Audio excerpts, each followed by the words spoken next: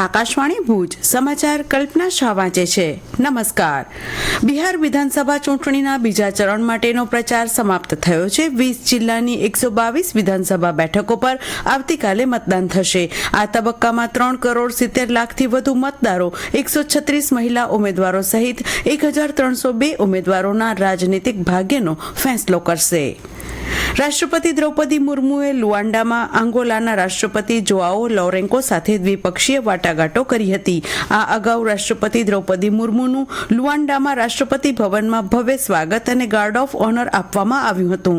બંને નેતાઓએ ભારત અને અંગોલા વચ્ચે બહુપક્ષીય ભાગીદારીને વધુ મજબૂત બનાવવાના માર્ગો પર વ્યાપક ચર્ચા કરી હતી. રાષ્ટ્રપતિએ ઘણા ક્ષેત્રોમાં ભારતની કુશળતા પર પ્રકાશ પાડ્યો અને પરસ્પર વિકાસ અને સમૃદ્ધિ માટે આ તકોનો લાભ લેવા માટે અંગોલા સાથે નજીકથી કામ કરવાની તૈયારી વ્યક્ત કરી.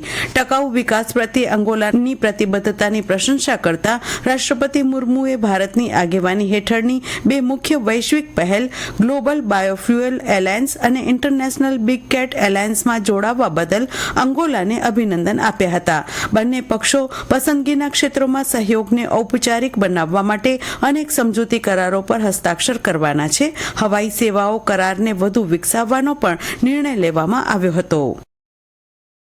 રાજ્યના કૃષિ મંત્રી જીતુ વાઘાણીએ ગાંધીનગરના દહેગામ ખાતેથી મગફળી, મગ, અડદ અને સોયાબીનની ટેકાના ભાવે ખરીદીનો રાજ્યવ્યાપી પ્રારંભ કરાવ્યો હતો. આ પ્રસંગે શ્રી વાઘાણીએ ખેડૂતો સાથે વાતચીત પણ કરી હતી. બજાર કરતાં વધુ ભાવે જણસીની ખરીદી કરવા બદલ ખેડૂતોએ રાજ્ય સરકારનો આભાર માન્યો હતો. ઉલ્લેખનીય છે કે ખેડૂતો પાસેથી 15,000 કરોડથી વધુની કિંમતની મગફળી, મગ, અડદ અને સોયાબીનની ખરીદી કરવામાં આવી રહી છે. ગઈકાલથી શરૂ થયેલી ખરીદીનું ગાંધીનગરના કૃષિ ભવન ખાતેથી લાઈવ મોનિટરિંગ કરવામાં આવી રહ્યું છે. રાજ્યભરમાં કુલ 97 કેન્દ્રો પર ગઈકાલથી ખરીદી શરૂ કરવામાં આવી છે, જ્યારે રાજ્યના કુલ 300 કેન્દ્રો પરથી આજથી ટેકાના ભાવે ખરીદી શરૂ કરાશે. બોર્ડર સિક્યુરિટી ફોર્સ BSFના 61મા સ્થાપના દિવસની ઉજવણી પૂર્વે ગઈકાલે જિલ્લા મથક ભુજમાં સ્મૃતિવન ખાતે BSF બેન્ડ શોનું આયોજન કરવામાં આવ્યું હતું.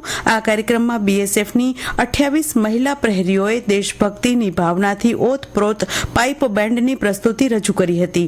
તેમની ઉત્સાહભરી પ્રસ્તુતિ દળની શિસ્ત, સમર્પણ અને પ્રતિબદ્ધતાનું જીવંત પ્રતિબિંબ બની રહી હતી. દેશભક્તિ ગીતોની ધૂનોએ સમગ્ર માહોલને રાષ્ટ્રપ્રેમની ભાવનાથી ગુંજાવી દીધો હતો. કાર્યક્રમનો મુખ્ય હેતુ જનમાનસમાં BSFના સ્થાપના દિવસ અંગે જાગૃતિ લાવવાનો અને દળના ગૌરવશાળી ઇતિહાસ, પરંપરા તથા સેવાના સંકલ્પને ઉજાગર કરવાનો હતો.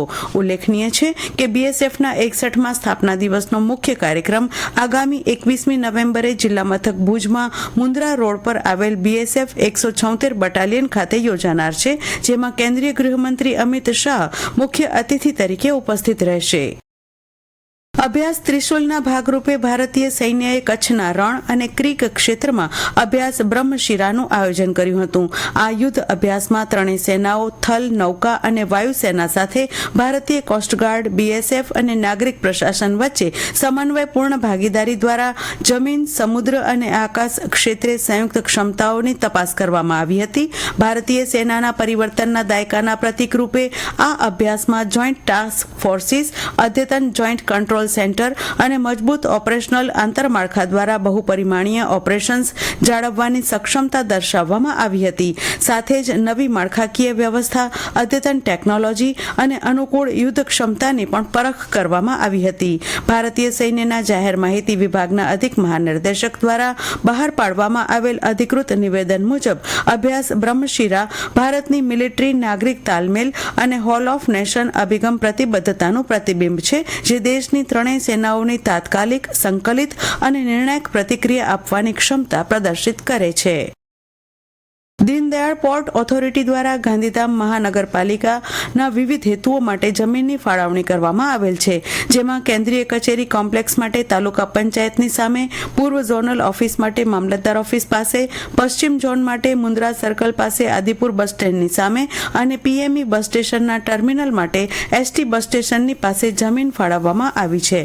અને આ સાથે આ સમાચાર બુલેટિન પૂરું થયું. નમસ્કાર.